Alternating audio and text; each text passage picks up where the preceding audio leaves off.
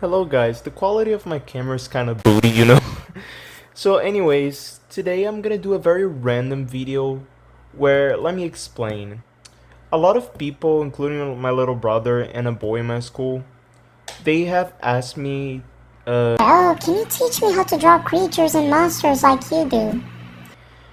and those questions they don't bother me, but the thing is, how can I explain? Just because someone knows how to draw, it does not necessarily mean they're good at teaching how to draw. You see, teaching is a different skill that artists can develop. Not all artists can teach how to draw. Artists like, art teachers, of course, they have developed the second talent, which is the talent to teach other people how to draw and do art. But while I'm not a teacher, I'm not very good at teaching. I cannot like point exactly. I don't know why I know how to draw. I can give some advices, some personal advices, which I'm not. You see, it's blurring a lot, but just forget it. The quality of my camera is just pretty bad. And so, anyways, I can give some advices on things I personally do, and even talk about some mistakes that I do, which I recommend you guys not doing them when creating creatures. The first thing that I wanted to talk about is something called how can I name it? So basically, don't overthink the creature you're drawing before you have the full idea in your mind. And there are many ways this can be done. For example, I'm gonna do, for example, I don't know, I'm gonna think of a random thing. I don't know, a dragon wolf. I don't know. What the first thing I do is like doing some random things on the paper, figuring out like a pose, like where the leg's gonna be. Because one mistake that a lot of people do is that like they barely finish the pose of the creature they're gonna draw, the position and everything, and then like they suddenly focus on the head. I do this a lot actually. Oh my gosh, this camera. So, anyways, like they barely finish the body, like the pose, not finish the body, they finish the overall structure of the thing, and they just focus in one single area. Because like if I overcomplicate the head, like let's say, oh, I made a really cool head, oh my goodness, yeah, like you add a lot of detail to the head, and think, wow, this head looks so cool, and then you're gonna get to the body and you decide that, oh, hold on, I didn't like the pose. Now it's kind of too late, and you're gonna have to erase everything, including the head that you spent a lot of time in it, and this can be pretty tiring, and it also tears the paper.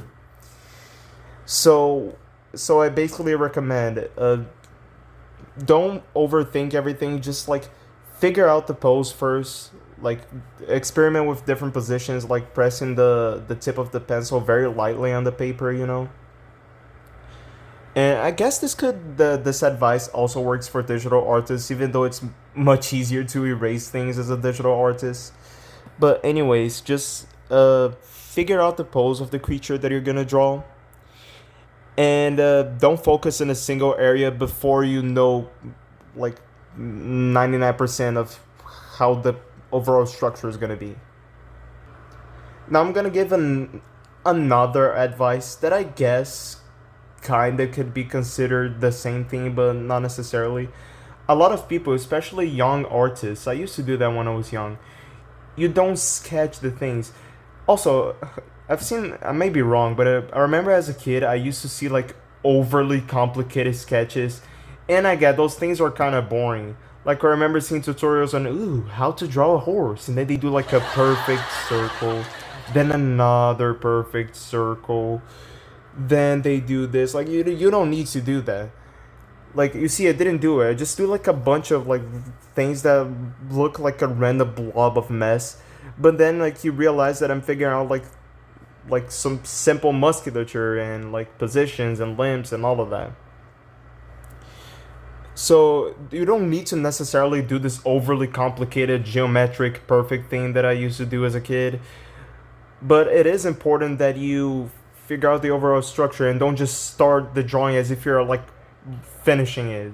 You know, a lot of people, oh, I'm gonna draw a dragon, so they go, oh, here is the horn, so here is the head and the second horn and like the mouth and the teeth. Don't do this. Like don't like start the drawing as if you're finishing it, you know? Like experiment with things, figure out like what you actually want to do. Just do, like I said, finish the structure. The structure is pretty important for the final thing to look good. Now, this is something that I'm not gonna necessarily need the paper to talk about it. This one is more personal.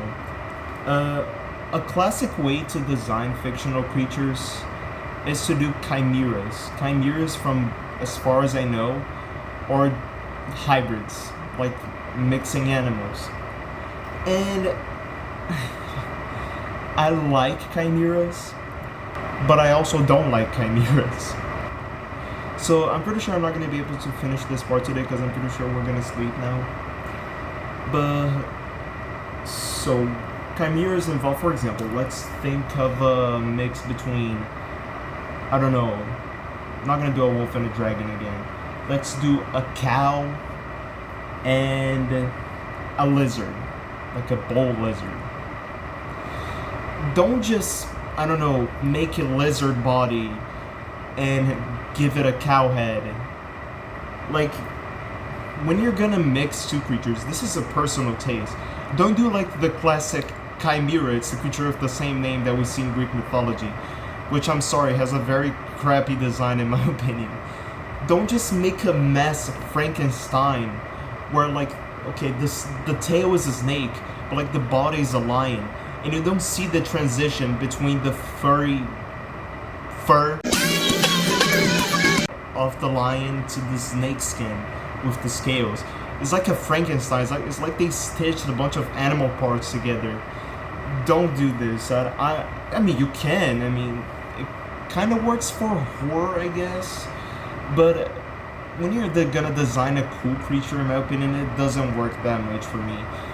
And so, if you're gonna mix two animals, try to make the mixture seem smooth. You know, like, for example, the owl bear from the Croods. It's not like, oh, a bear body and an owl head. No, that would be lazy.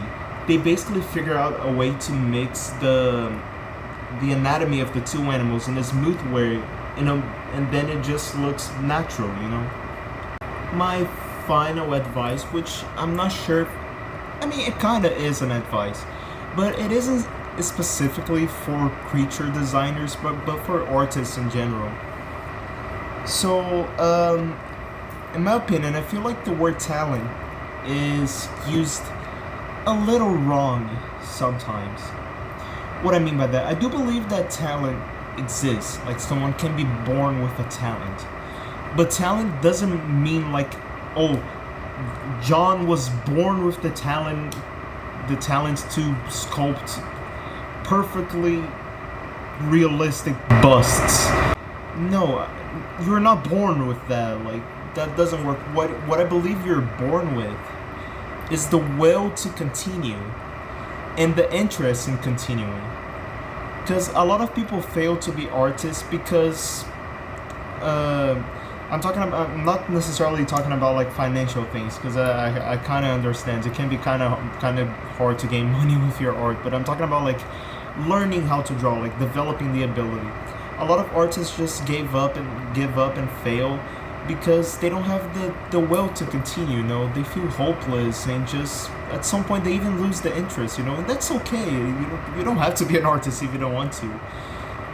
But like, if you really want to be an artist and if you really want to draw, just because it doesn't look good at the beginning, it doesn't mean you'll never be good, because like talent is not being born knowing how to draw. I wasn't born drawing macabres.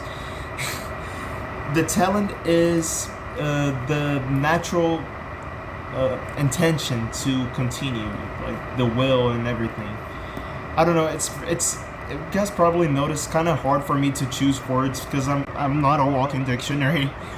But anyways, please like and subscribe to my channel and share this video with others. Thank you very much for watching, and see you in another day. Goodbye.